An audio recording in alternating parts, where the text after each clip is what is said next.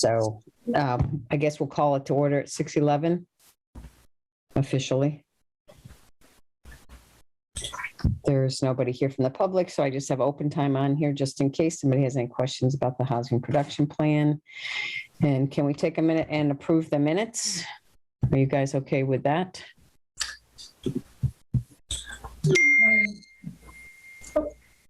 Okay, he's still booting up. So the only thing not to have confusion, let me make sure I have the right minutes. Yes. On number 3, I put that the group discussed community forum to be held on September 22nd. I know we discussed it in this meeting originally, so I'm going to change that back to the 23rd. But I so didn't want to have too much confusion because even though we, at this meeting, previous meeting, we said the 23rd, we changed it at the next housing authority meeting. So for I don't know. If we say the 23rd, I think right there, we should have a note that it's been changed to the 22nd, or just leave it as the 22nd. I'm personally fine either way.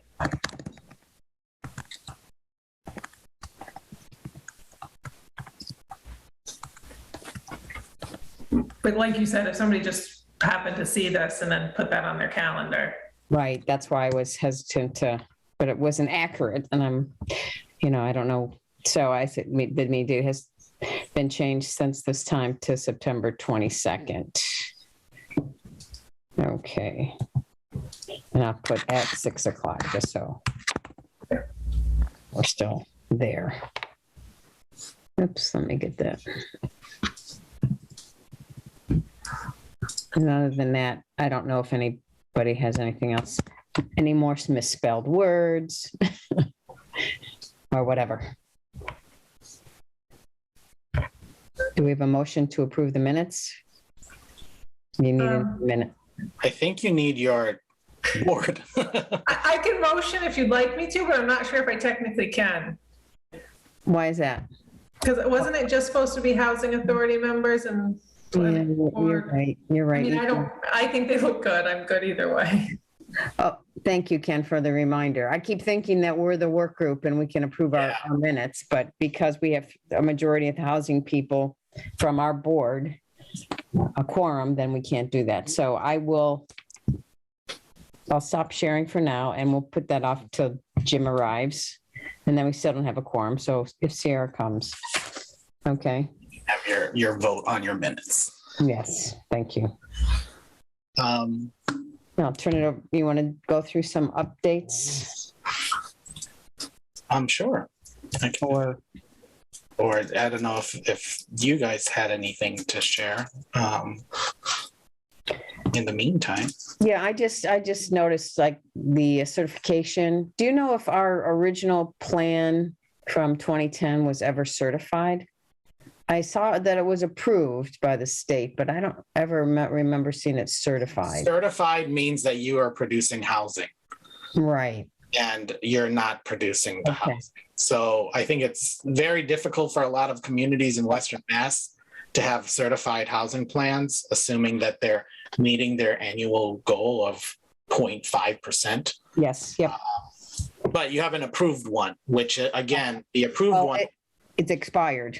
Yeah, well, yeah, it is expired now, but the 2011 one was approved up until 2016. It said 2015 in the document, so I think it was 2010 and 2015. So okay. Oh, good. Jim is here. Hey, everybody. Hi, Jim. What a day.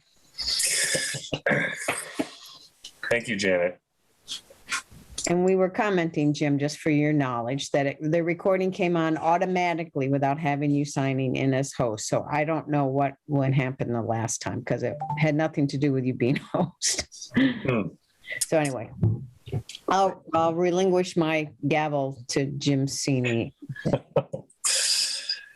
All right. Greetings, everyone. Again, I apologize. I don't know what's going on with my main computer, but this is the first time I've turned on the old one in months. I can't believe it's working. So here we are. Did we start at all, or are we just at this? Yes, let me go through. We started at 6:11. There was no one here from open time for the public. We Hmm. can't approve minutes because it's in a housing authority meeting and I was the only member on at the time and there's not a quorum yet. And we were just kind of talking about some of the documents that Ken had shared with us and commenting, I guess. Okay. Does it make sense, housing authority members, to do we need to approve minutes? I mean, this is a housing authority meeting, but it's, we didn't, I don't know, should we approve minutes for the separate housing authority meeting here in this platform? I would, but Sierra's not here, so we don't have a quorum. Oh, I see, yeah. We don't have Daniel either, I see. Well, but he's not on the housing authority. Yeah, Dan said Right. his daughter's birthday is today, so. Oh, well, that's important. Well, you do have a quorum based on you, Janet, and Jim being a majority of the 3-member board. We're a 5-member board, Oh, so you're a 5-member board. Yeah, there's only 3 of us on it. Ah, right. so you need all 3 of you. We do. Okay, so then I think what we can accomplish tonight is to continue the work here with Ken. We just won't be able to vote on things. It's my proposal. Does anyone have any thoughts or comments about that? Or, because I'm all for, let's charge ahead. Yeah, I'm not sure there's anything we'll have to vote on, so I think working through the process is. It's the important thing. Yeah, Sarah, thank you for coming. Of course. Enjoy, appreciate it. Yeah, All right, so there's earlier that I'm going to stay off video because I have really spotty hotspot. sure. So where we were is Ken was reviewing some things. Well, Yeah, so I was just, as I mentioned to the 3 of you that were on the call prior to Jim coming in, with regards to the Google Drive, which I shared yesterday, there are some resources in there that hopefully will include future resources. So I'm hoping that this folder can be, when finalized, when we have a plan, when we have all of the resources that will make up this plan. I'm planning to put in some, whatever I end up listing in the appendix to also include here, but just so that the Housing Authority and the Planning Board have those documents at the ready, in case you're ready to move on certain things. So with regards to what's in that folder, it includes those 2 those approved housing production plans. It includes the housing production plan FAQs, so everything from DHCD, the guidelines and regulations, and what now is an old document of the 0.5 to 1.0 thresholds. So the 0.5% housing of affordable housing units that need to be constructed every year, just what those numbers are based on your population. Your population has since changed, but we'll await the DHCD when they... Some actual target numbers versus working out a percentage. Yeah. Right. Some now target numbers based on the 2020 census. So I don't have the exact number, but I think it was 6,200 according to the 2020 census, 62 something, which in short is about 450 more than 2010. So there has been some population growth. The thing to understand too is there has been some housing developed, but none of it subsidized housing, part of the subsidized housing inventory. I think as we were briefly discussing the subsidized housing inventory form that you see on here, which I requested from DHCD, is their listing, which still exists as 44 units. And that was the number back in 2010. I think something to be mindful of too is, and we're going to be interacting with this in the other community that I'm working with, is that those properties that are in the senior housing on 128 College Highway will be sunsetting in 2029. So those will be coming off the roll then, unless there's some sort of action that occurs or some sort of discussion to maintain those in the housing inventory. But 2029? 2029, according to the form, yes. That's a big chunk. Yeah, well, 40 of your 44. Right. So the other 4 are group homes that was established in the 2011 housing plan, and will be carried forward here. We're just going to be describing the context of the 44 units within the document. So also in this folder is, I'll just continue to, as I work on the draft and continue to add stuff to the draft, you'll just see updated documents in here, and I'll let you know when there's a significant update. The update since the last meeting was carrying over your goals and some of the strategies from the 2011 plan.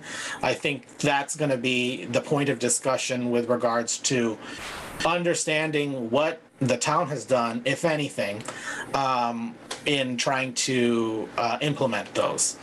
I think it's clear based on my work in the master plan, there were a couple of things that were done with regards to housing, but we'll also, create priorities for that. I think if that is something that will lead to the additional construction of subsidized housing units. But I think with regards to the other documents in there, I think it's just more resources, and I'll continue to add to that as necessary.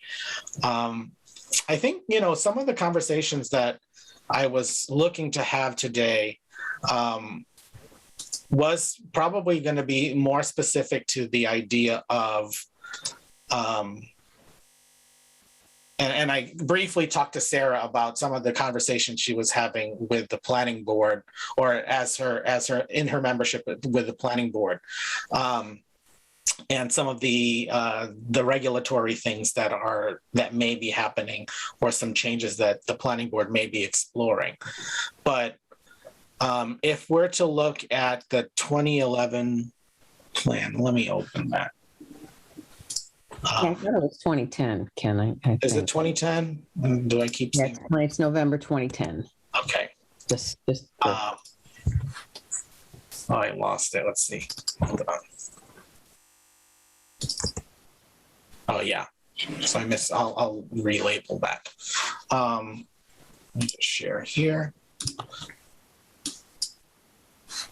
So. Can I ask a quick question? Sure. As we go into this? So they listed housing units, Southampton was listed as 2310. So one of the things I guess we need to do is not just update the population, but update how many housing units do we have in town? Right. And so, there was some, there were some updated numbers based on 2019 and 2017 data that exist out in the ether that, would populate into those tables. But I do have, as I mentioned at the last meeting, our data manager is going to be working on this project to provide those new data sets and to provide the analysis of the various data sets that we're looking at. So yes, the population numbers are the ones that have come out first. And I think that there's going to be, some further release of additional data sets. But the population one came out first because of the redistricting that has to happen. And, Sure. and some of that stuff. But the percentage for certification is based on the housing units, not the population, right? That's correct. Okay. So however many housing units. I think what will also happen is a confirmation with the assessor's office. I'm, seeking to get 2020, 2021, whatever parcel data they may have with regards to, and I can probably also get that when I engage with our GIS person. A number from that, and that would kind of provide that context as well. We also want to create the ability to formalize the land uses as far as what would be presented in a plan like this. So yeah, you're right, Janet. There's going to be some additional data sets that hopefully will have 2020 census data, but up until we can, we'll just have the best data that's out there. Thank you. I'm just clarifying my own understanding.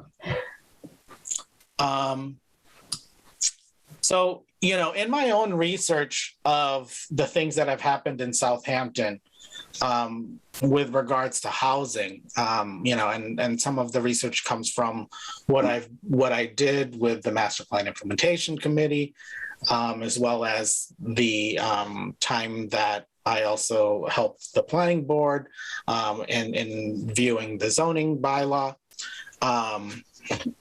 is to hopefully, get your sense of maybe some of these strategies that have been identified back in 2010 and may have been discussed in town since then, but to understand, the momentum or lack of momentum to really embrace some of these ideas. I know that, and probably talking to, I don't think anyone that at PVPC that prepared the Southampton plan is still on staff. So I don't have that institutional knowledge of this particular project, but with regards to these strategies out here, which I imagine will be to a certain extent be carried over to the 2021 plan, if any of these are either a red flag or have been explored at some point and may not be something to bring forward. But that's usually where I start when we start talking about when we look at the previous plan and look at the strategies and see if they've been accomplished and or have been worked towards. But that's usually a starting point when we start talking about some of these strategies. So I think I've heard from previous conversations, the establishment of a housing trust fund is something that probably the town is still open to, keeping something like that on the list. Ken? Yeah.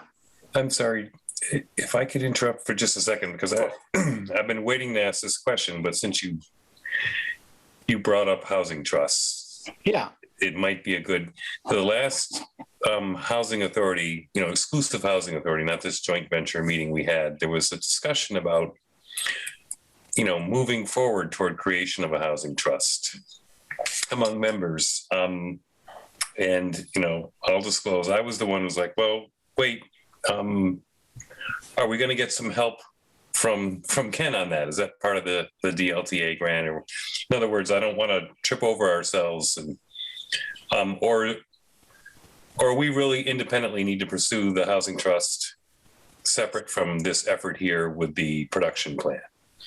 Just because I'm not a big fan of, more work than we have to do, but certainly if there's things that we can do, or if we're doing it independently, just having that guideline, that sense. Sure. I think that definitely I can provide you with some of the machinery, for lack of a better term, to establish one.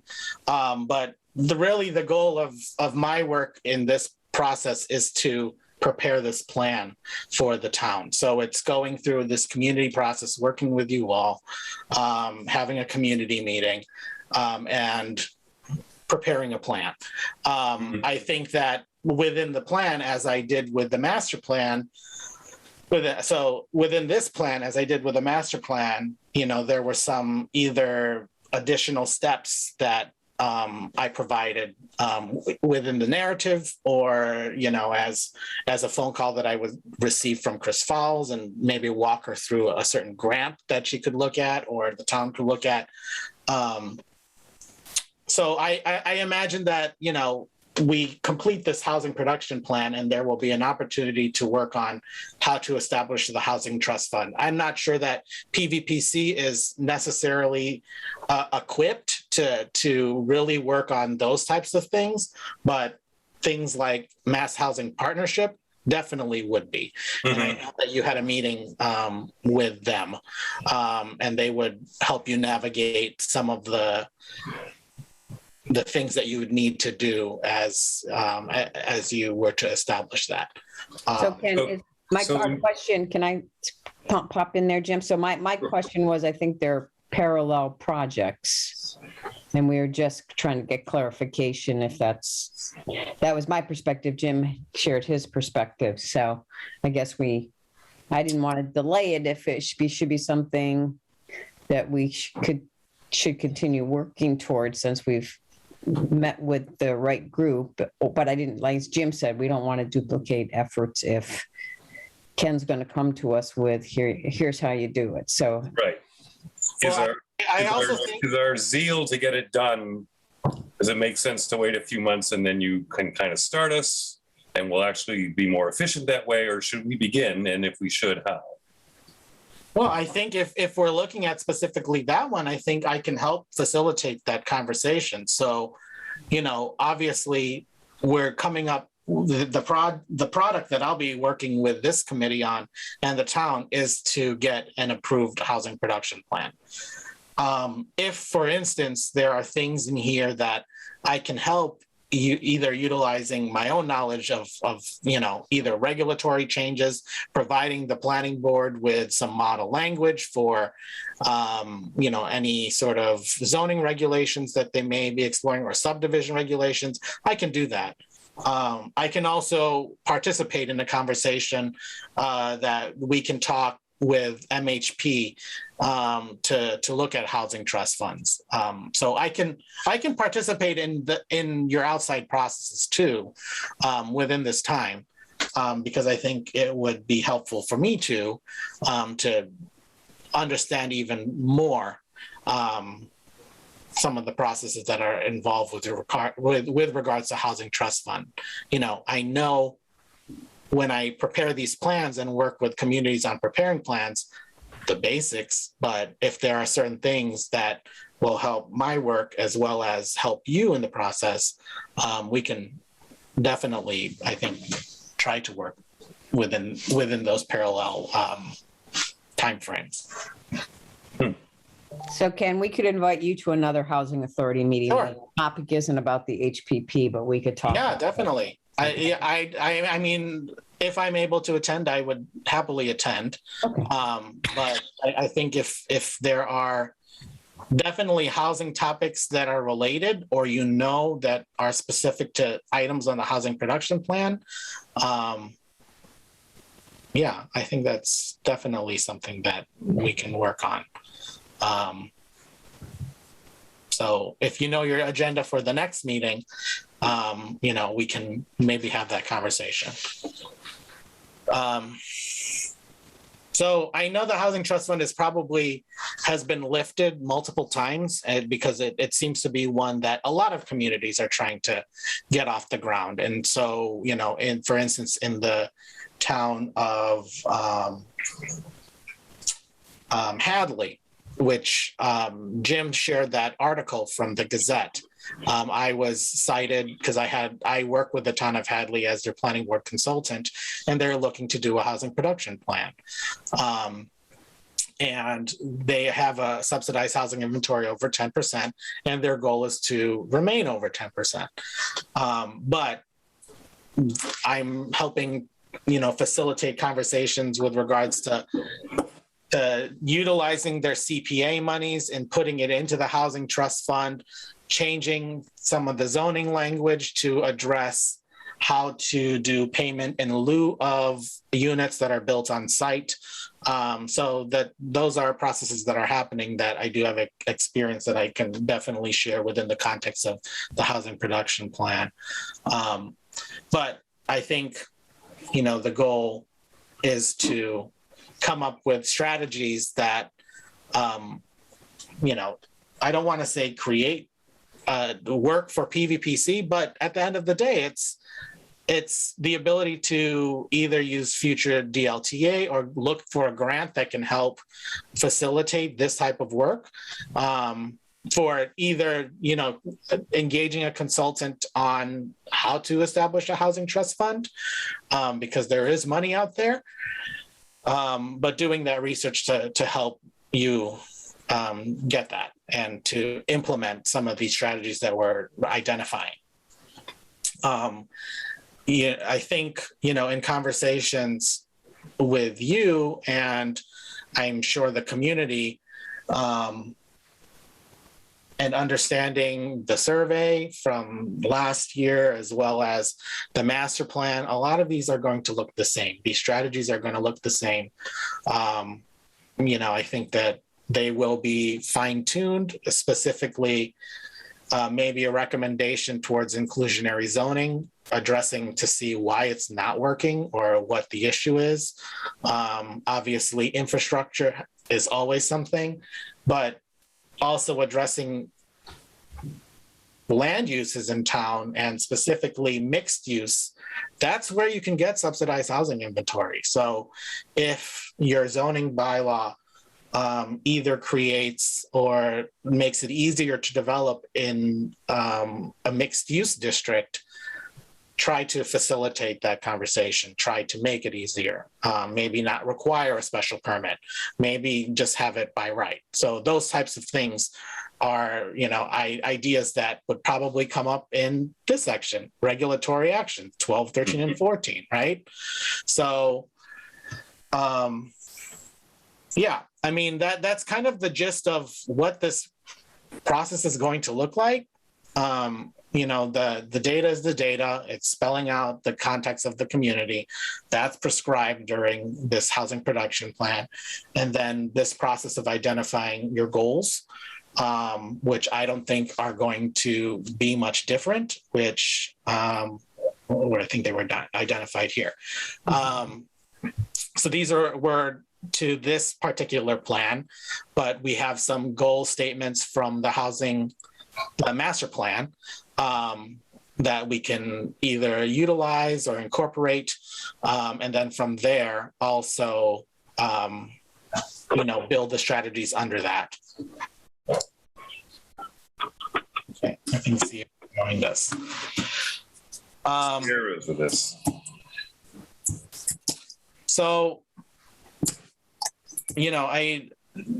because the draft still looks like it did when we last met, because my colleagues who are responsible for their sections, particularly data and the mappings, were like on long vacations. I haven't had a vacation yet, but they have. Summer is waning. I know, but it's one of those things where I'm going to be building where my expertise is in bringing forward and coming up with the glut of the ideas and the funding sources to help support some of the strategies you'll be identifying. And this housing production plan, I think, does a great job of spelling out exactly what the town needs to do, and what types of sources are out there. Some of those funding sources are very different since 2011. There's a lot more money that's coming out there, The COVID fund, the ARPA, the American Recovery Plan, there may be a conversation to have there with regards to housing. I know some communities are having that conversation and equating it to COVID recovery. So, understanding what conversations have been happening in town to build upon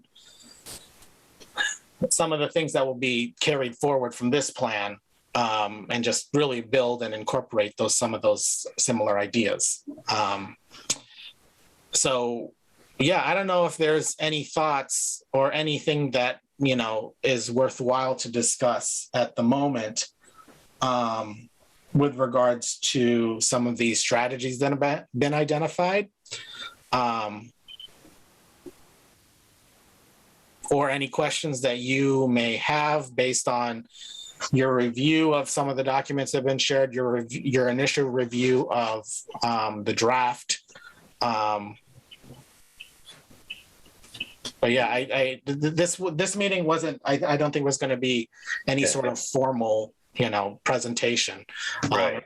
Or to gather some additional input before we get into the nuts and bolts of community meeting and Right. So Ken, I have a question. I'm focusing on the regulatory actions. Sure.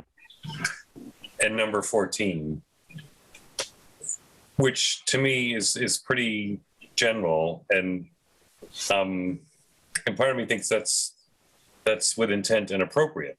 But is there any utility to having very, very specific actions that are measurable in here, or do we, by intent, so we don't limit ourselves, want them kind of broad the way they're stated? So if we were to look at, I think 14, which is spelled out, or I think this is 13. Yeah.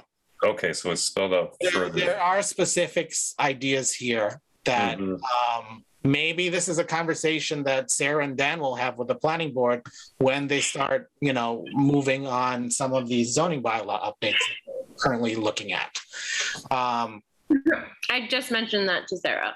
Literally, I just messaged her. I was like, we need to look at the bylaws. But this is exactly, what, this particular panel of folks, because it's important that we have the planning board here because they're also established as one of the partners, both in this plan as well as in the master plan for some of these ideas regarding housing. But I think to your point, Jim, with regards to some of these vaguer statements, you probably want to be as descriptive as you can because you want to be able to measure how well you've done. And the same goes for the master plan. So I think this, my question will be, has any of these items, these 4 bullet points, have they been done? In my research, I don't think so. Right. Especially with regards to the senior housing. I think that there may be further conversations about senior housing and products with this group or the planning board. But it also, and it would also be supported by the survey because there was a good number of respondents that were older that said that they wouldn't be able to afford to live in Southampton and age in place for that planner term. So, is this something that needs to be still in the plan? Sure. But at the same time, maybe refine it to see, what the appetite is or what has happened to address, how to make it better or make it implementable.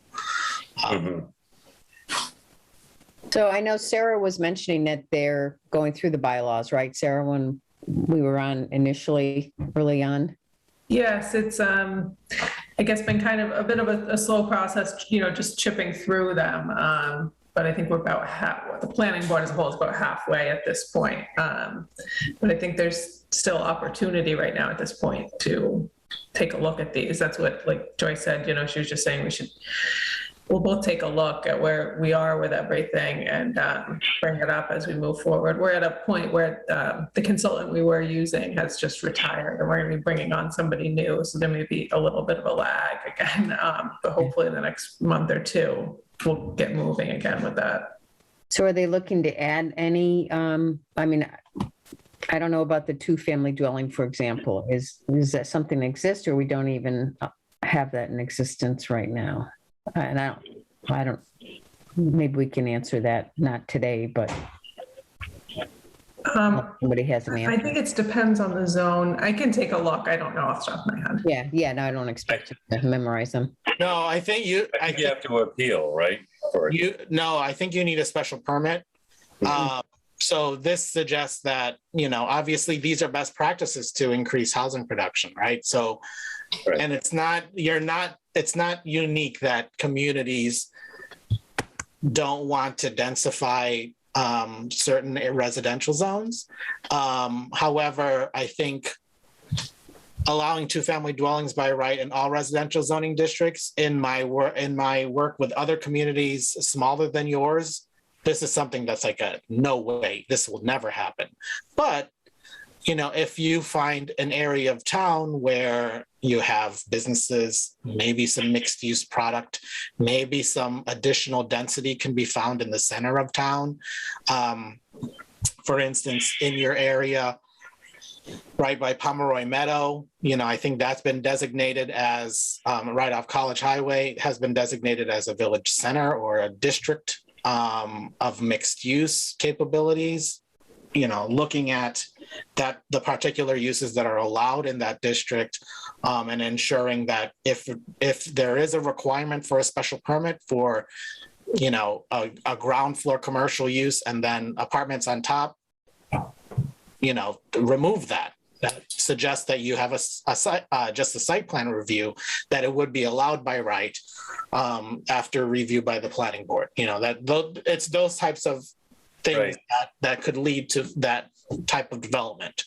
And Ken, maybe we're getting a little bit too in the weeds, I don't know, but in the example you gave, another conference I went to, God, it was probably 2 years ago now, but seemed to be the best way to expedite that is rather than, well, you're right, we have that in-town zone, but we could also do something like overlay districts, which could essentially do exactly as they say. You create this new district which allows these kind of things to happen, that crosses over the boundaries of other existing districts, and it's a lot easier to implement than trying to create districts. Is that your experience? You can also accomplish that by creating an overlay district. If you don't want it may be an easier haul, especially with the new housing choice designation, the housing choice law that the governor signed this year. So there are a lot of things in that can make housing production easier. And that is really addressed by the change of requirement for zoning bylaws and approvals by the planning board, or requiring, a majority vote rather than a 2/3 vote for zoning bylaws. Right. So, ensuring that, some of the particulars of that language that would fall somewhere in here. I think what I've seen also in Southampton in a planning document was the creation of a 40R district.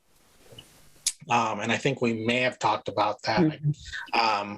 But, that's something that now would only require a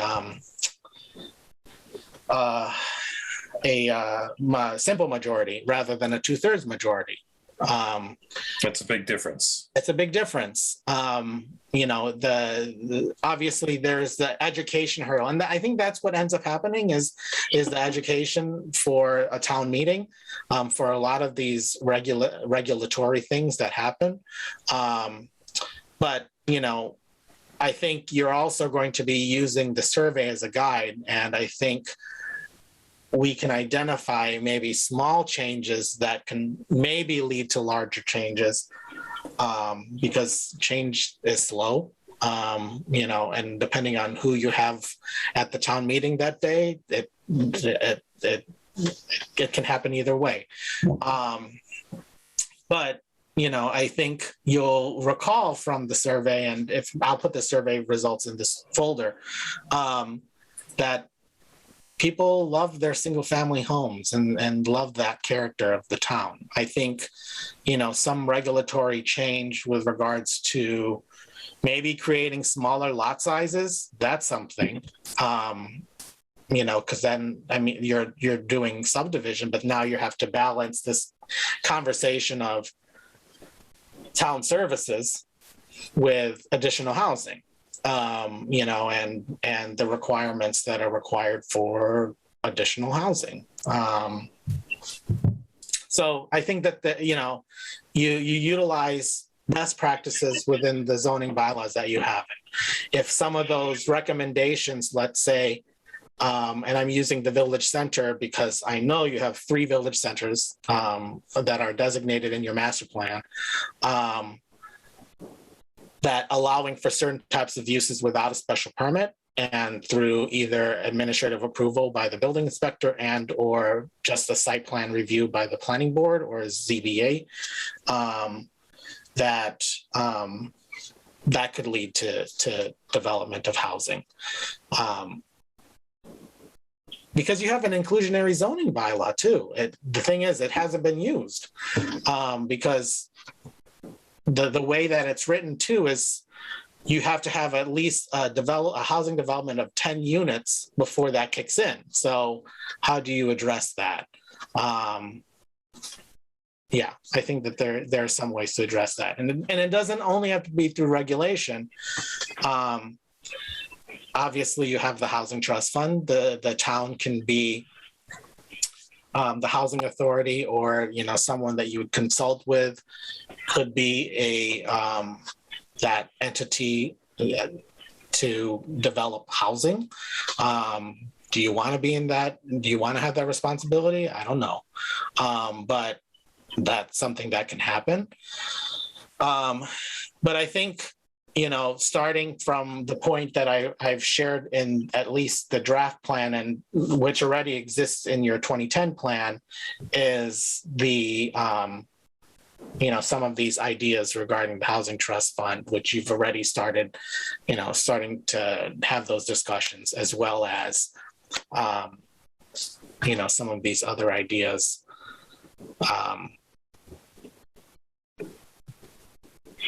Like this, monitor town land.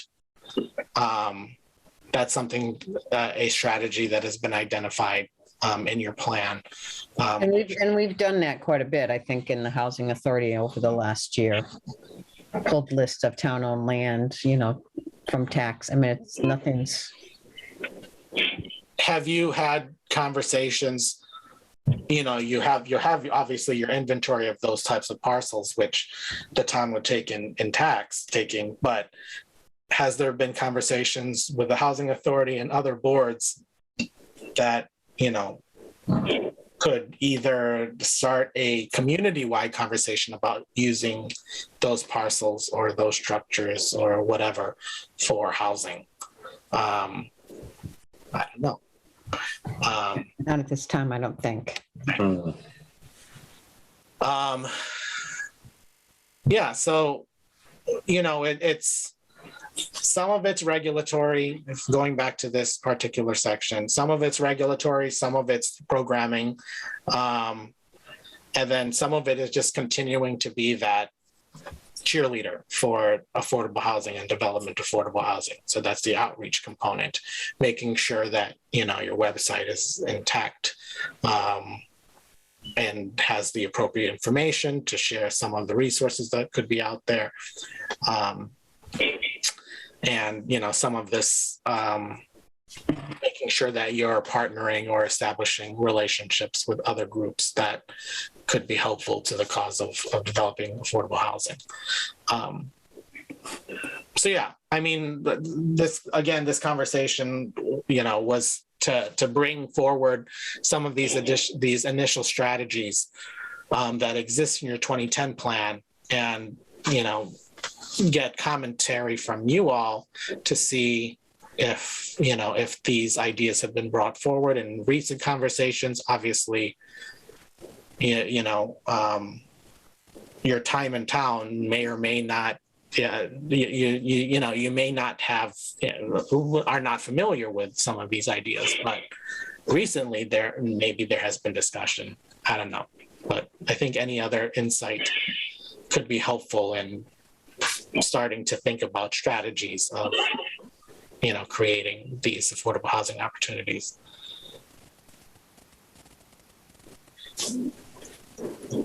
So I think we'll continue to work on, this is going to be a component of the plan. So this will be a conversation later, and this will probably exist in the document that will be refined, with understandings of certain things that I know, and that you'll be able to fill in the blanks if there needs to be blanks to be filled. So any other thoughts about these particular strategies or these goals? Like I said, and I'm gonna, let's see, that's not it.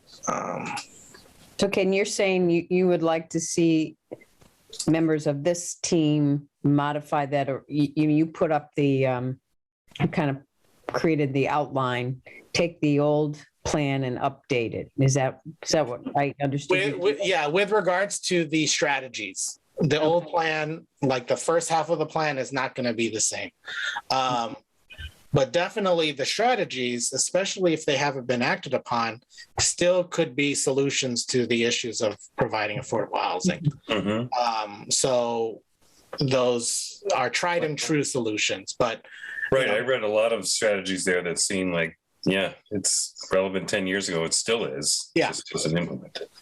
And this is the same process that I went through with the community with Southampton when I was doing the OSRP. A lot of those goals and strategies carried over to this plan, to their 2021 plan.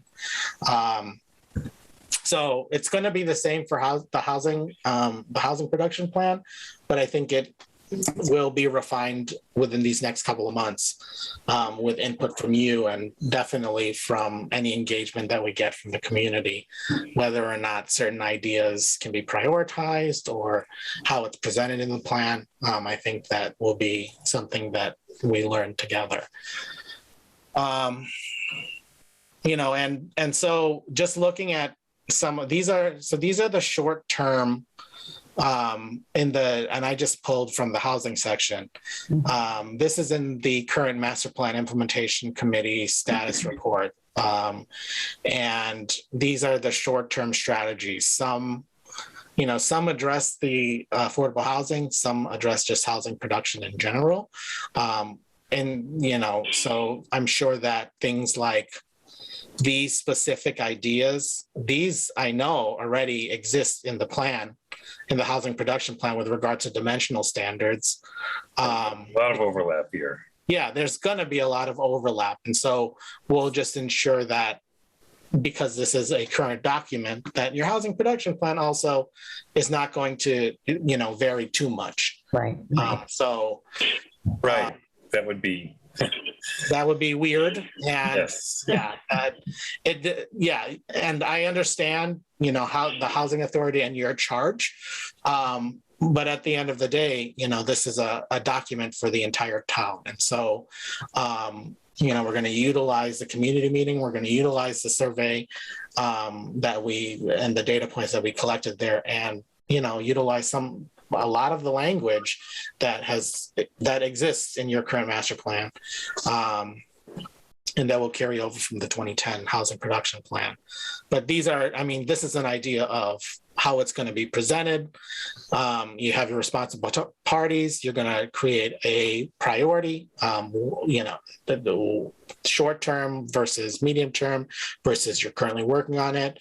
And then the status and resources will be, some of this type of discussion, where this alludes to the idea that, I'll be helping try to identify those sources and some of the processes that I can also participate with you as that can happen alongside the production of this plan. So Ken, the one thing that stuck out with me when I was reviewing this again was that the long-term plan includes a housing trust in the master plan. Yeah. Well, so that's an interesting, might be a conflict of. Was a longer term? Pardon me? You said the housing trust fund was a longer term. Yeah, if you scroll down to the next page. Oh, yeah. It's right there. 11 to 15 years. So, I mean, We're almost there. This is a 2013 plan. so this plan itself, this isn't the current master plan? So this master plan implementation committee project Right. was to prioritize the short term and again create a document that the select board could use and the planning board and the various boards can use to reintroduce the idea that there is a master plan. And so the way that it was, because this particular page comes from a different document. Okay, that's the original master plan? Well, both of these come from the master plan, but this particular document was in the appendix because the master plan implementation committee did not want to focus on long-term projects or the way that long-term projects were presented in the master plan, the 2013 master plan. So this, I mean, if you're to look at this at face value, this still exists in your 2013 master plan as a long-term goal or a strategy of 11 to 15 years. And, 2024, 2025 is right around the corner. Yeah. So hopefully, those are ideas that will carry over. And I do think that your 2010 housing production plan has identified that as a short-term goal. Right. So, right. And you just mentioned that. So I think that we can definitely put that as a priority for the town. And it looks as if the housing authority was already working towards that, or at least doing that exploration groundwork. Right. I would think, in my opinion, regardless of what it says, short or long term, that may have been estimated with lack of understanding or knowledge or whatever. But yeah. Clearly see how important it is. There's nothing wrong, even if it were 11 or 15 years from now, with completing a mid-range goal early. Your community preservation committee, does it have a plan? I don't think so. I don't think so. When you say it, I don't think I ever saw a plan. Or not, I mean, the plan is the general term for, because I know that in order to create one, there had to be some sort of planning document. So whether it's a 10-page plan versus a 2-pager that has some general goal statements, it could be helpful to understand the intention of the community preservation funds, because that's something that has been identified as a source of funding for affordable housing. And it's identified here in your master plan as well as in the housing production plan. So I'll have to ask. Go ahead, I'm sorry. No, I'll have to ask. I'll ask Virginia Ahart if there's something like that. Yeah, because it's my impression is that people come to them and say, we want to do this, which is not, so it's maybe, and they approve it or not. So I don't know that there's a plan. Yeah, there isn't like specific, we're not like looking at something and be like, oh, we know we need to do affordable housing, but we're not like, but there's no poaching, like we're not going to different committees poaching them like, hey, you guys need to do a project or anything like that. We literally, when I was on it, we were just like, this is the day we're looking at projects. Come on in. We have money kind of thing. Yeah.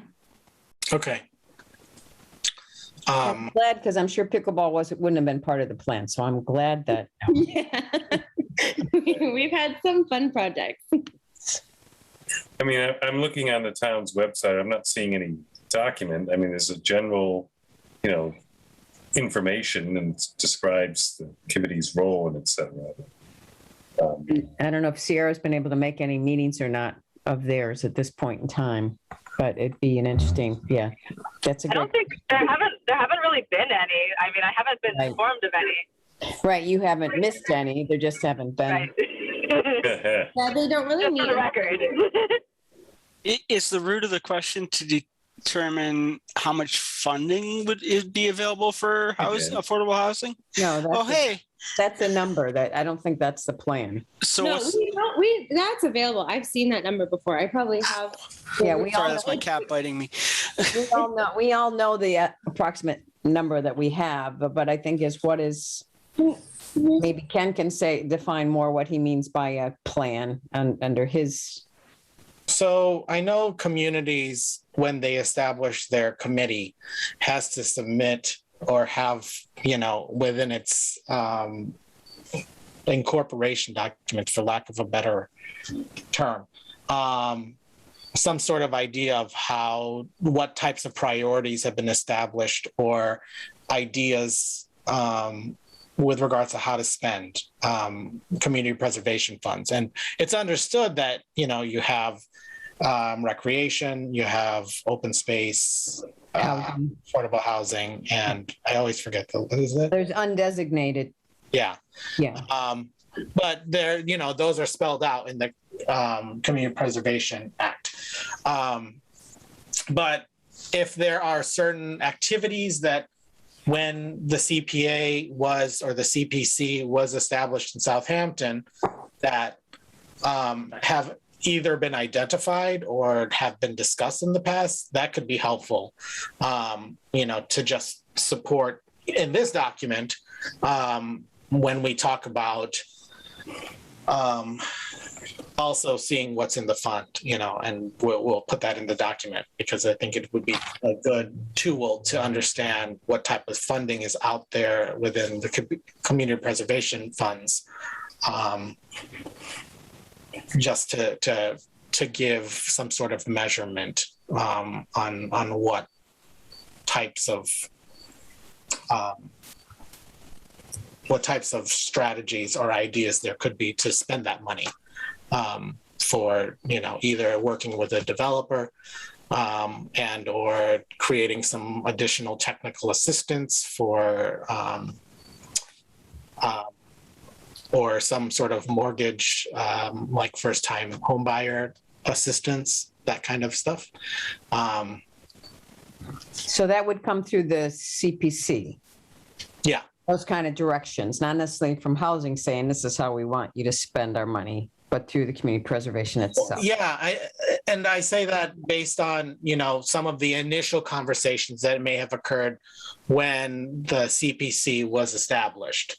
Yeah, I don't know. Obviously, I think that affordable housing, either through this authority or past, discussions with the CPC, I don't know if there's been any discussions about affordable housing and how to utilize that component of funds. But maybe the CPC did some outreach when it, established itself through, your town vote. It could just be helpful for the purposes of ensuring that if there has been priorities established in that plan, when did the community adopt CPA? Oh, boy. I was asking that to myself just while you were talking. I don't know. Okay. I have to. We have minutes from CPA back to 2014 Okay. on the My Town Government website. Yeah, but before that, they were handed into the town clerk. So I think that We know it's older than that. Yeah, we can probably figure out when that yeah, happened. we can figure that out.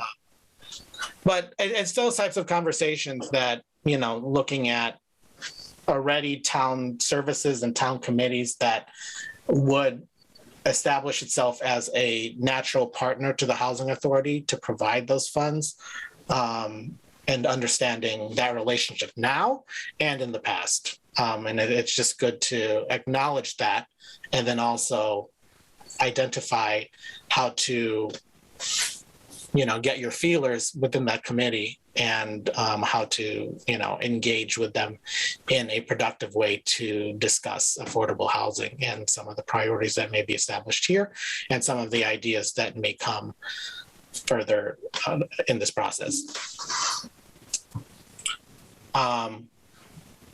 So yeah, that's just going to be continued work within this document. Those strategies will refine it, and I'll present it in the draft as such, with the ways to kind of go through a process of, how we spell out those particular strategies, as well as identifying funding sources if there are any, or any other resources that can assist in implementing those. So that, I think, takes care of some of the conversation regarding the draft. And I'm still waiting for maps of land constraints. That's going to be an important product of this plan, is looking at areas of town and identifying any parcels similar to what you've done in the past with regards to looking at tax takings from the town's perspective of municipal property.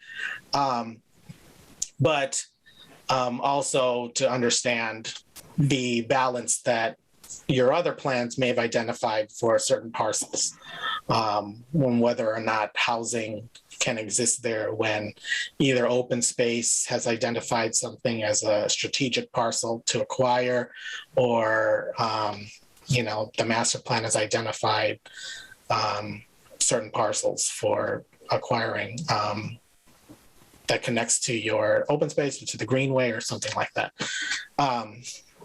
So with that said, let's say, I think we had scheduled for September a pre-meeting.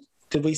I think we scheduled a pre-meeting before the September 22nd community meeting. Yeah, I think what we said, from what I recall, is that we would meet prior to the 22nd, that same date, only an earlier time, but I don't know that we scheduled anything specific, which would make me a little nervous at this point, personally. Yeah, so when do we want to start publicizing the 22nd? I have someone working on a poster for me.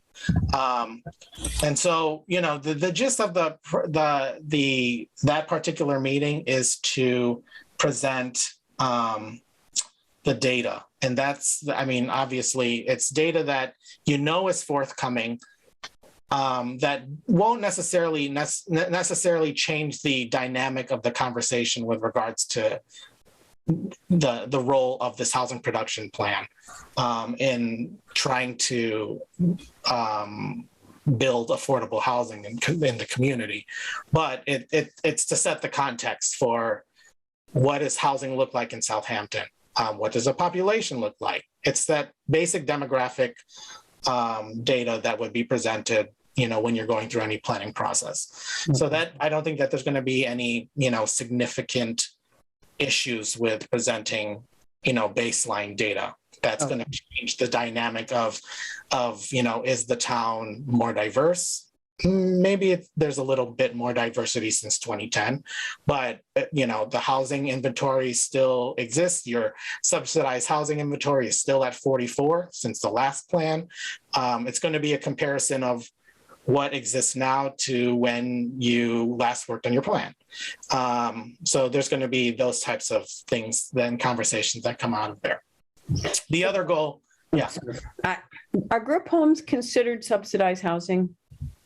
For the purposes of this, yeah, you have. Right, yeah, because I think we've got a couple more.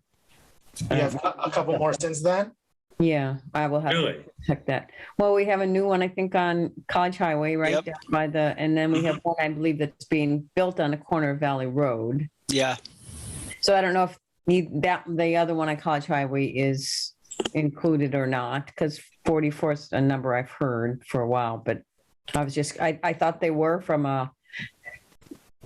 my time at the assessors. I thought they were part of the count, because I think we have 41 rentals, and then at the time, maybe 3 homes. So What is defined as a group home?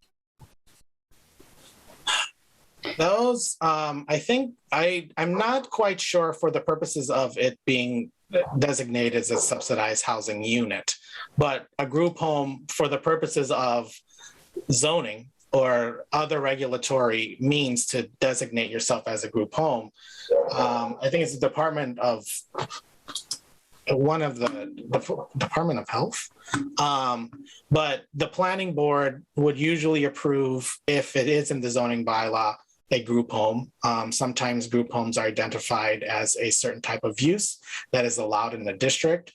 But it also, because of the 2010 federal law with regards to those types of uses, religious uses, I don't know how to describe it, but it was the religious land use, and certain types of land uses are, cannot be prohibited by a community. You can't say no to churches, things like that. A group home is one of those types of uses. You can go through a site plan approval process, but you can't outright prohibit them. But they're usually regulated by a department. And it blanks on me which department it is. And they pay enough property tax. That's correct. That So- too.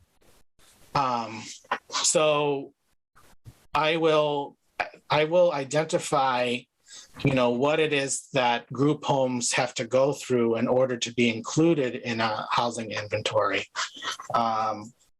See if that gives us any insight, especially if, Janet, if there have been some additional group homes that have been established in town.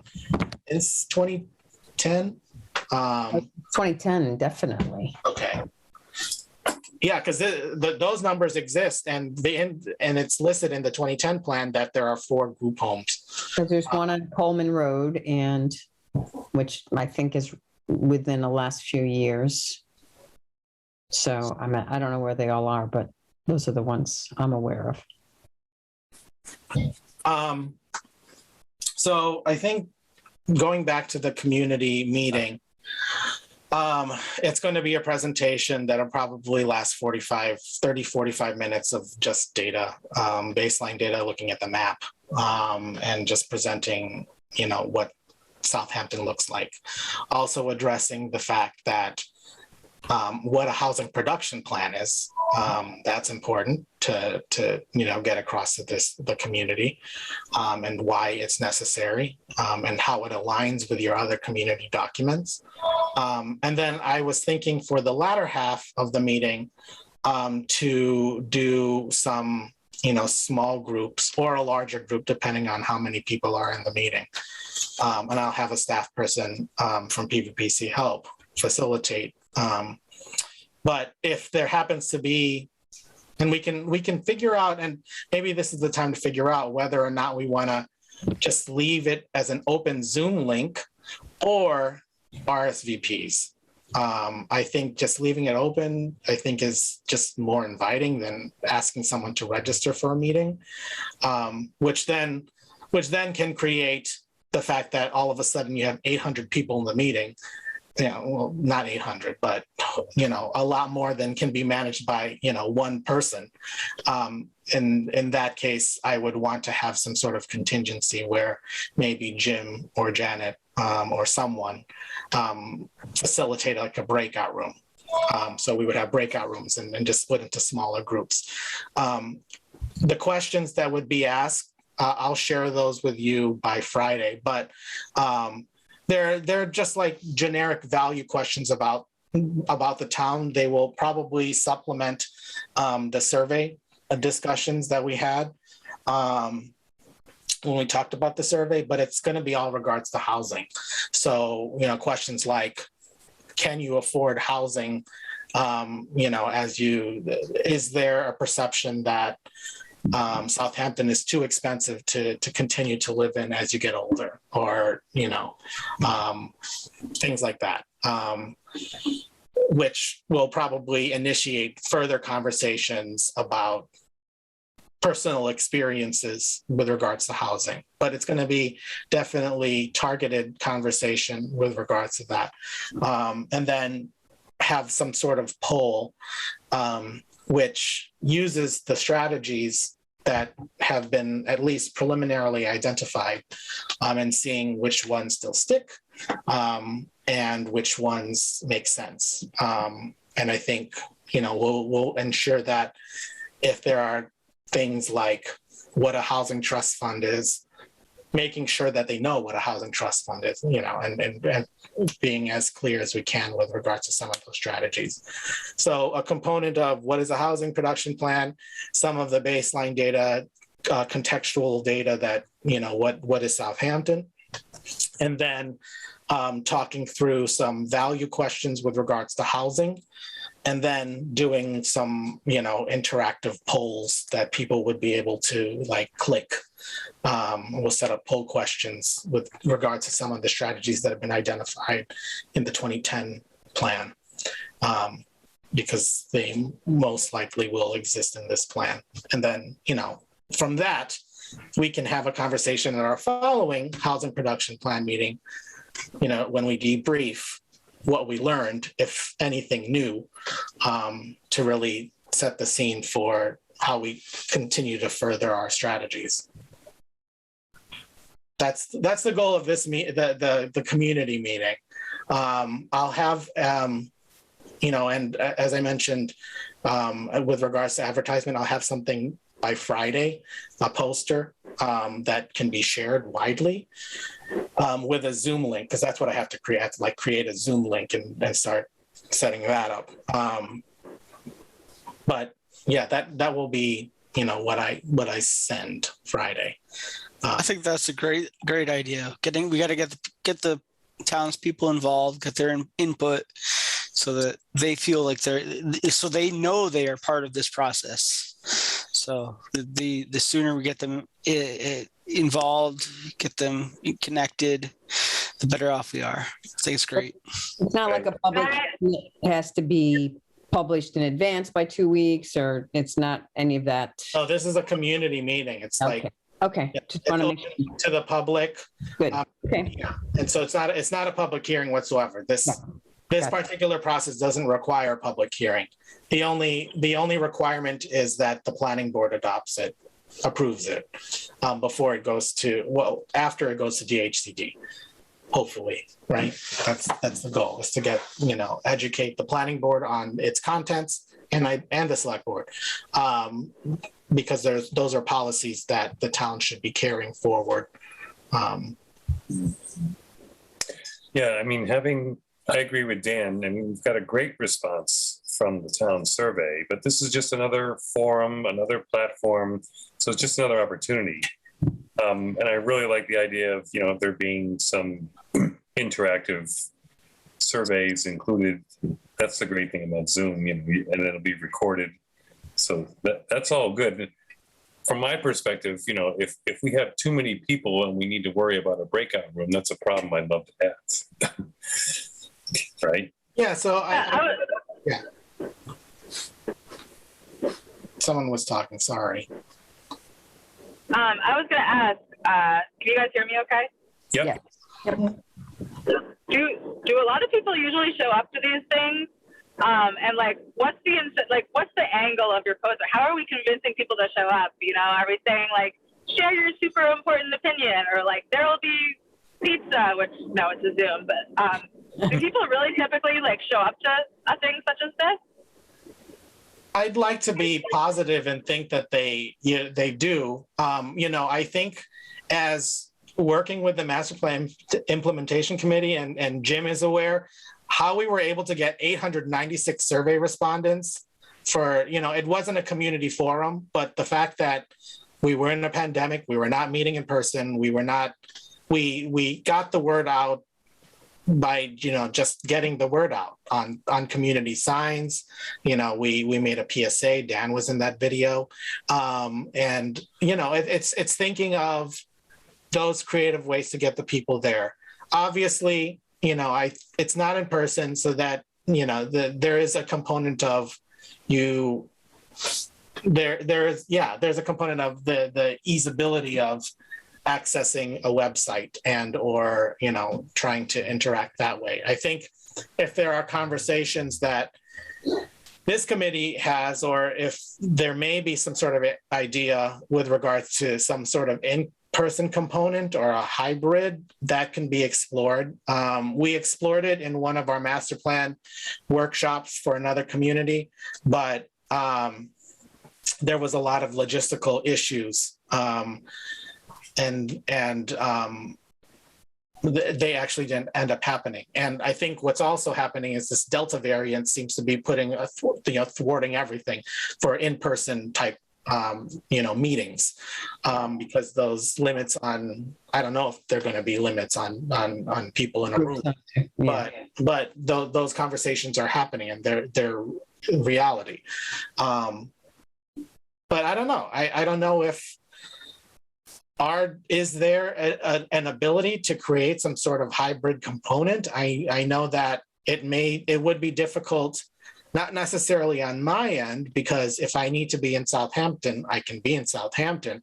But is there like a space in the town hall that you could have 20 people, or the school, and still have the ability for me to access Wi-Fi in order to like get people on a camera, or I think hybrid would be very difficult, and the school, I don't think at this time is actually opening to anybody else. Yeah, that too. Yeah.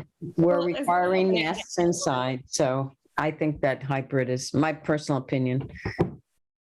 Yeah, I think hybrid is very challenging. I think that going back to what Sierra was saying, I think it's more important just to get people on. And so, you said we're going to generate this poster. Are we going to put this at Big Y at, Pure Foods? Are we posting this, and who's doing that? I mean, I'm happy to post some places too. I think we want to start getting it up, kind of, if you have it generated by Friday, by Labor Day, you'd think it'd be nice to start putting it around. And I know that it's tough to put posters in Big Y. They're not real receptive to it. You might do it at Pure Foods. We don't have a lot of places, maybe Smitty's or whatever else, or, Dreamers. Post office. Pardon me? Post office is a good one. Post office, yeah. But I mean, we can certainly try to secure the 2 marquees in town. Certainly, we could also, I'm sorry, Janet, go ahead. No, I was going to say, get it on the community page. That's what I was just going to say, virtually, you have it on the Facebook page. The town has a Facebook page, the website. That's it. Dan should do a Facebook Live video. Okay. Dan.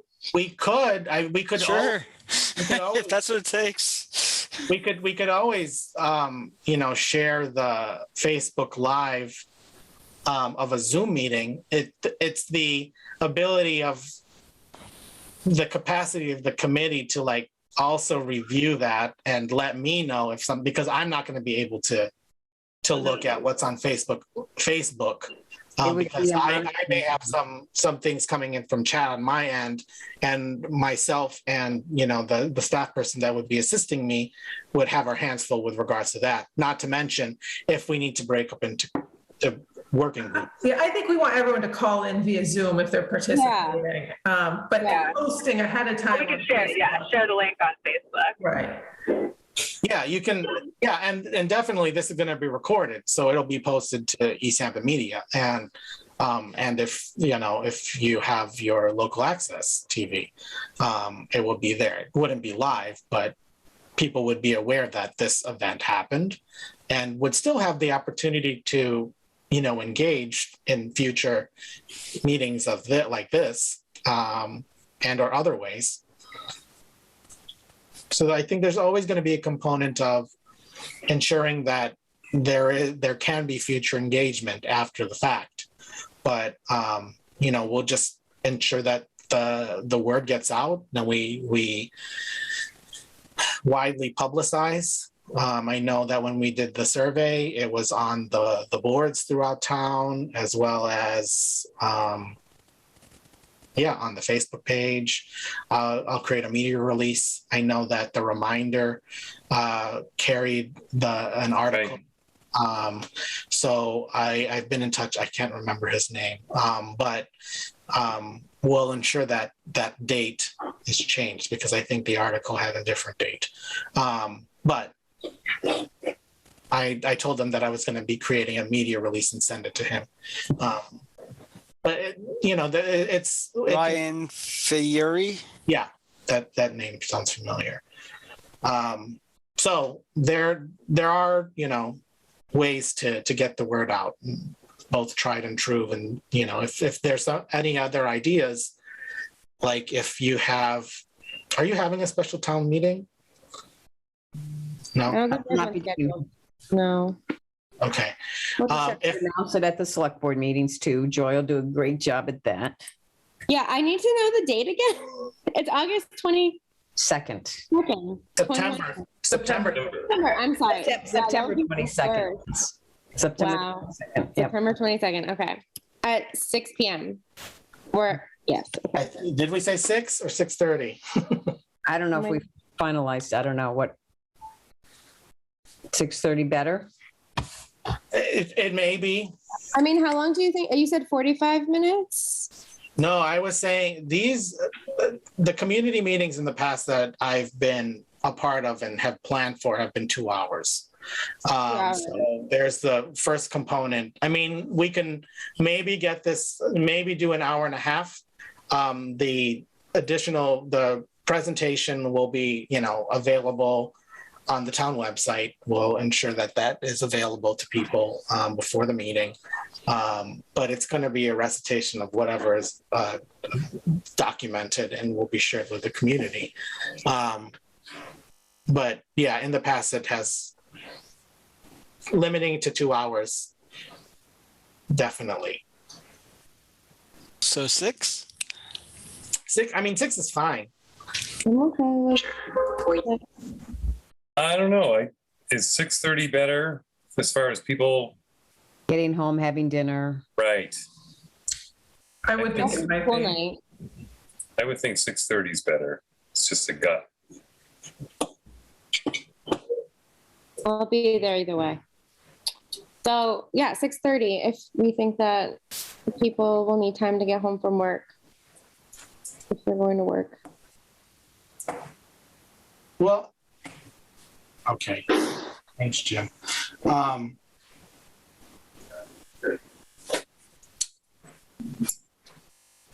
I do think we need to have another meeting and not wait till the 22nd at 5:30 to do it personally. So, Agreed. That's fine. I mean, we have one scheduled for the 13th, right, Jim? Mm-hmm. Both those meetings are posted on the town site. I don't have any information, but I've posted the meeting anyway, so. If you guys have time in your meeting, I mean, I'm available the 13th. I don't know about you, Dan.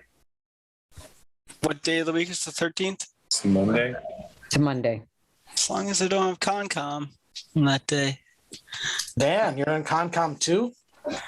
Yeah, I'm on Concom too. Heck yeah, I am. Maybe your priority for that one would have to be us, Dan. I I already have a housing authority on the 13th. I don't have Concom. there we go. So, Right. because we meet the first Concom. I'm not on the Concom anymore. They meet the 6th, the first Monday and the third Monday of every month. So The first is Labor no- Day. That's the yeah, problem. there's no meeting. Well, they didn't reschedule it to the 13th. Okay. There's just one meeting in September on the 20th for Conservation Commission, Dan. So you're all set for the 13th, and you're welcome. Thank you very much. Wait, what? I said, and you're welcome. I know. I didn't say thank you. Never mind. I'm unable to attend that meeting on the 13th. Oh, that wouldn't be good. Yeah. Oh my gosh. That'd be Things are bad. coming together. Everybody was good, but Yeah, I am unable to. The second and fourth Mondays yeah. I'm unable to. Because those are my standing planning board meetings for other communities. So what would work? Because I mean, we can reschedule the housing authority to either the week before, like the 8th or something. It depends on, is that too soon? Well, again, our goal for this meeting is to plan out the community engagement meeting, right? The details, like what if we have too many people? How are we going to set up the breakout? I mean, Things the like next that. meeting. Yeah. Is that what you mean? Next meeting? Yeah, I mean, I think as I suggested, I don't know if did we look at the 20th? So that's a Concom meeting, right? Yeah. Yes.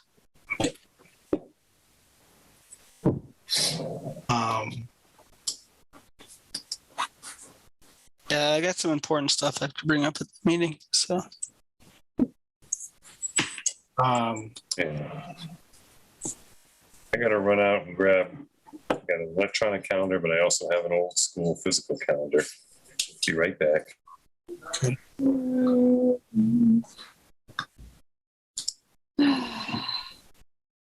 there are other days of the week. Just saying. Yeah, I mean, and that's the thing. It's, if this meeting is specific to the community meeting, probably closer to the date makes more sense. As things either get finalized, I need to ensure that I have what I need. And so that you'll see what is part of the presentation. So closer to the 22nd makes sense. Can we do the 21st? Can you guys do the 21st? Fine with me. Dan, with your 400 phones? One moment. That's a Tuesday, so that's, is that too close, Ken, or you're comfortable would be comfortable? Because we had talked about like meeting beforehand, but I think that's a little bit too. Oh, is that too close? Oh, no, I don't know. That's what. I mean, if for peace of mind for the committee, I think the 21st is fine. I think we could also establish the 22nd, like meeting at 5:30 prior to the meeting. We could do that. Obviously, you'll be getting the PowerPoint before then. But if there are some logistical and larger questions that you don't think can be handled in an hour, then maybe just meeting on the 21st is fine.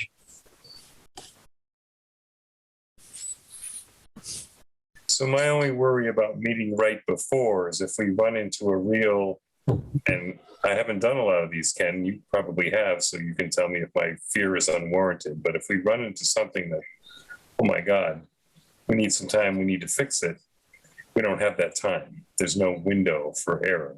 That's totally spoken out of ignorance. So having done this several times, I'm assuming, if that's an unfounded fear, then other than it being a very long night, I'm fine with meeting the 22nd at 5:30.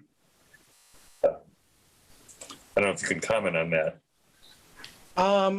It depends. I mean, the thing is, in working with Southampton, definitely the committees they're very strong individuals with regards to your commitment to process and your commitment to the product that we're going to put out there. So I think it might make sense to meet earlier than the 22nd or the 21st.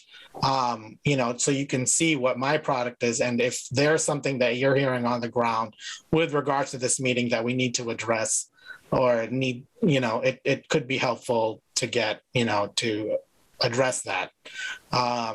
If I have to do a breakout of some sort, I'd like to know before 5:30 on the 22nd when I'm talking. Right. Well, but the only thing is we're not necessarily going to get those numbers because we're not requiring registrations. If we required registration, right, we have a better number. Yeah. So, in the past, when I've worked on these implementation workshops with planning boards and our master plan committees, we've had, a contingency where we've identified one other person that would have questions to ask. So I would create 2 rooms while the meeting was happening, or my colleague would, and then split us up so that I would be leading or both 2 people from this group could be leading, again, their questions, and then we would bring it back to a big group so that I could close it out with some interactive questions. But it is a specific process. And so if it could be helpful to address some of the logistical things that I would be doing with the wider group, especially if one of you would be needed to, work on a separate group. So there are things like someone taking notes, like, if another committee person was in a group with, let's say Janet was, or Jim was in the other group, someone would need to take notes while Janet was facilitating, and or vice versa. Yeah. And then that person would also want to make sure that they recorded, that component, because that will be something that I will spell out, that we're going to record this, but I also want to record what happens in the breakout groups if we need to break out. And I wouldn't want to exclude, I certainly think, planning board plays a huge role in, Paul's the one who submitted the letter, right, for the DLTA. So, I certainly would want to include people from planning board in those breakouts, not just have it a housing authority thing, Anyone who's willing. Well, is it also something that we should send out as some invitations to the planning board and perhaps the select board or any boards that have a real stake in this so that they are involved? Yeah, definitely targeted invitations. Targeted invitations. That's what email's all about, right? We have a good flyer, and Joy's here as a representative from the select board, which is great. And we have a couple good mouthpieces to the planning board for sure. Yeah, we'll definitely send something out to the rest of our group. Yeah, and getting it out to other Concom, we're all connected to multiple committees. I know like the senior center, I'm sure a lot of the seniors are interested in senior housing. And so, So again, back to meeting prior and when, since we're not going to register and we may need to have breakouts, maybe part of that meeting prior includes a short session on practicing, and this is how you do breakouts and this is how you lead them, and we actually practice it, which to me would be all the more reason to not do it at 5:30 the day of. So does the 21st, the day before, work for everyone? I know that's only a day before, but at least it gives us a business day, if anything needs to be updated. Yeah. That's good for me. We're going to see Ken's stuff so we can comment back to him if we have. Right. But did I hear that someone was suggesting the week before, or we already tried that and there's just no availability? Well, we're not good. We're going to meet on the 13th, so we have an opportunity from a housing authority to do it. Ken can't, but anybody that wants to join us, if they want to comment, certainly can join in on that. And then, the official one on the 21st. I know. The 21st works for me. Okay. We could do like the 14th or 16th or something. That we haven't talked about that week too, if you want to get to do it the week before, but not the 13th. 14th is the select board meeting. Yeah, 14th is select board. 16th is the Yom Kippur, so I think. Yeah, Oh, right, okay. So we're really, I guess we're looking at the 21st. Okay. And you all are willing to come in on the housing authority meeting on the 13th, everybody but Ken, and we can talk about Ken. Yeah, I'll plan on being there. Are you okay with that, Jim? Of course I am, yeah. That might make the meeting on the 21st shorter if we can. Yeah, if we've already gone through comments or anything, and then Ken, we can send you, Yes. as a group, we have any comments on the 13th, we can get them over to you. And then on the 21st, it'll be more just meeting prep. So can you get us printed copies, Ken? Is that part of our grant monies, or, and can you give us different formats so we can post on different social medias, or? You mean printed copies of The flyer? I can print some copies out at the office. That's not an issue. So I can print out, 50. Okay. I don't know. We don't have a lot of stores in town, but. Right. I definitely had to engage because we printed out some for the master plan, but if it's regarding printing out copies, I can do that at the office. Okay. But maybe I'll start off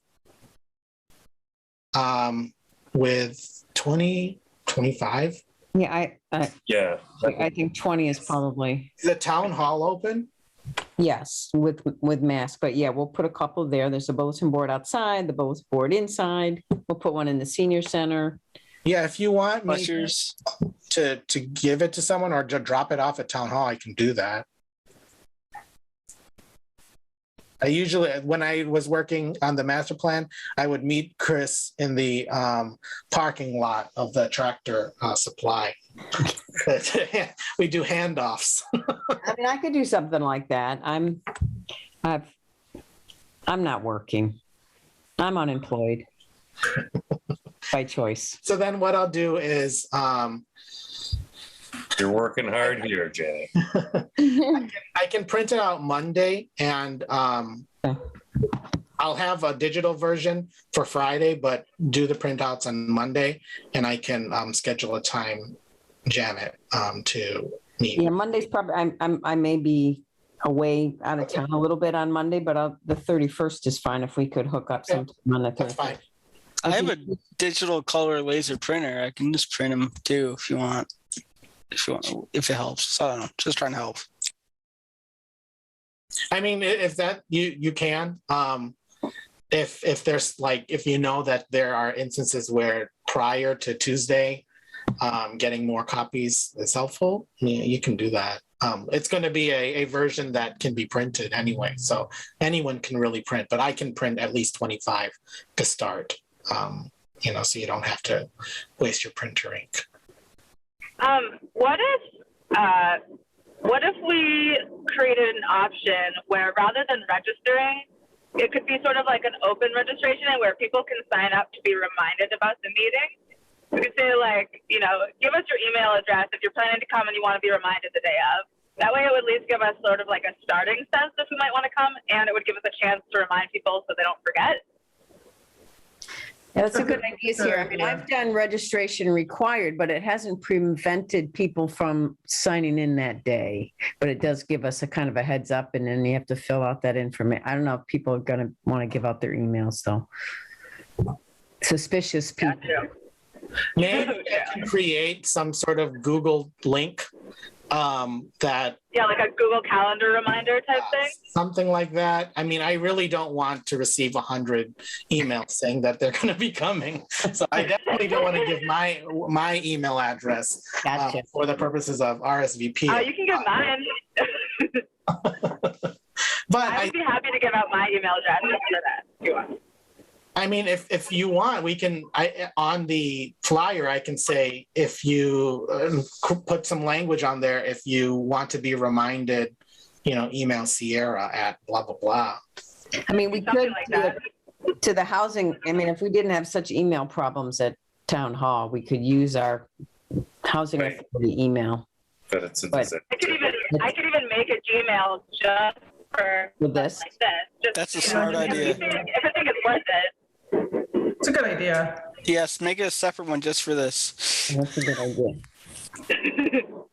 If you think this approach is going to actually like help us, if it doesn't really matter, maybe it's not worth it. But No, I think for the purposes of understanding if there is going to be a larger group, because I feel like obviously we're going to work with whoever comes to the meeting, but if there is this influx of more than 50 people, you want to be, figure out how you're going to break out and, be prepared that way. I mean, that works better if we email people the information, right? If we don't email people the information, then it's a little bit. Yeah, I mean, the thing is, so if Sierra were to create an email address, she can give that to me. I can put it on the poster, and then create a blurb that Sierra can send, or that would go as a reminder. And can we put it out? We could maybe put it on our town website, and we can put it in the community page when we mount it, when it's part of a flyer that we put up there. Does that make sense? Yeah, and so the Zoom link would be on the poster, but then the Zoom link could also get emailed out and the reminder, the same link. Right. Or it can be if it can be live on the community page. So when you send out the poster electronically, the Zoom link is live. Yeah, exactly. People can respond directly to that. Are you saying putting it on the Facebook? Like when Zoom is running, also having that Zoom meeting on Facebook? Oh, No, just the announcement so that they can sign up for it and register for it through a live link on their on the community Facebook page. okay. Well, I will include language on that flyer, and if you want some changes to it, I'm going to create a link that is memorable, tinyurl.com is Southampton HPP. But utilizing that so that it's not going to be a long Zoom link on this flyer. And then I'll share that draft with you. I'll wait for Sierra's email address, but I'll share that draft with you, and then I'll make any changes that we need to by the end of the week. Okay, and then if we send it to Robert Floyd for posting in his newsletter, hopefully we can have a live link there as well, depending on the format that he requires. Sierra, were you saying something?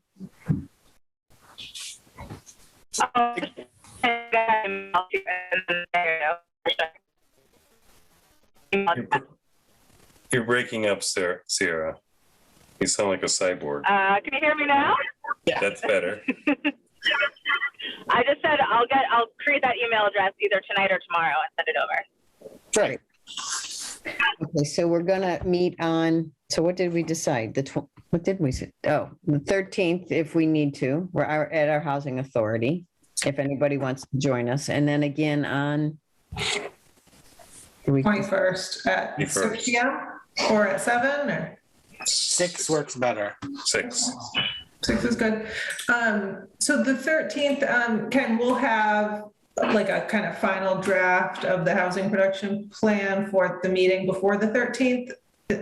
Well, is that reasonable? Just so we can take a look as a group and get you any comments? I will have placeholders. I'm still waiting again for data sets, and I have to follow up. He's returning from vacation on Monday, and I don't know what his timeline is with regards to my work. But that's the goal. I mean, I can definitely give you a document to review as to, what would be present on that PowerPoint. But I think as far as any sort of data sets, I don't know what you'll have or what. Okay, that's fine. I mean, the more we have before the 13th, the more comments we can give. Sure. All right, sounds good. Do we want to just kind of decide now who's going to reach out to whom? Like somebody at the community page, somebody, Robert Floyd, somebody for the marquees in town, so we don't get 5 messages going to everybody at one time or something. Anybody? Yes, that's a very good idea. It is a good idea. So I can reach out to Tammy Lunas, who I think had something to do with the town's Facebook page. If I'm Not the towns. She has her community Facebook page. I think Randall does the town Facebook page. So I can do both of those. okay. I can get it to Robert Floyd as long as I can figure out what format he likes this year. I mean, I'm okay. I can bring flyers to the library and town hall and anywhere, senior center, anywhere else I can think of and see if, like you said, Big Y maybe would be a dead end, but any of the smaller stores I can try.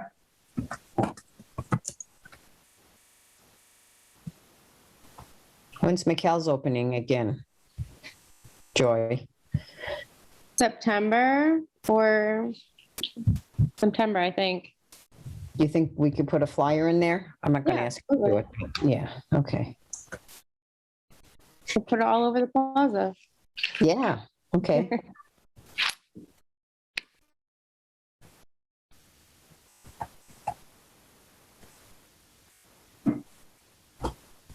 I'm happy to do any other contacting. Is there anything left? Did someone claim the marquee job? Not yet. I can do that if you tell me who to call. Okay, yeah, there's somebody from the Mothers Club and somebody from the Lions Club, so I'll get those names, Sarah, okay? Thank you. Yes. I know somebody that must know their names. Okay, any place else that we need to, and anybody else will just distribute if you want a flyer to put someplace, just email me and I'll get you how many you need or whatever, so.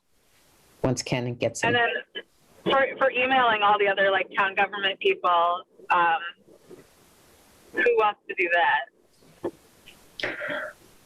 I mean, I think it's, to me, it's most effective if it comes from people that you know, I mean, like, I'm on Parks, as is Dan. I can do it to the Board of Assessors. I can do it to the Council on Aging. Right. We're sending out Certainly. direct emails or just talking to them about it, or does it matter? Both. Both. Okay, we can do that for the things that I'm liaison to.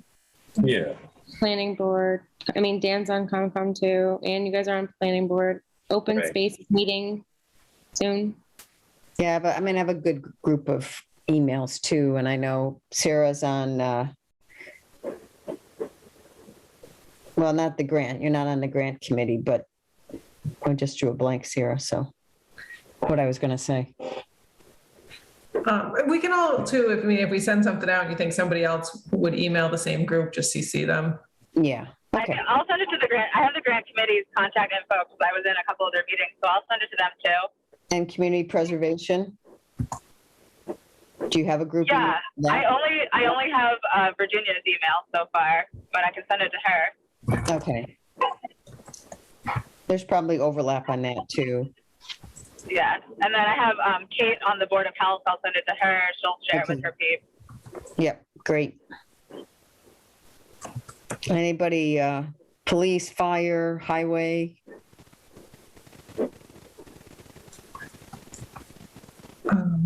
I'm sure we can get it out to them somehow.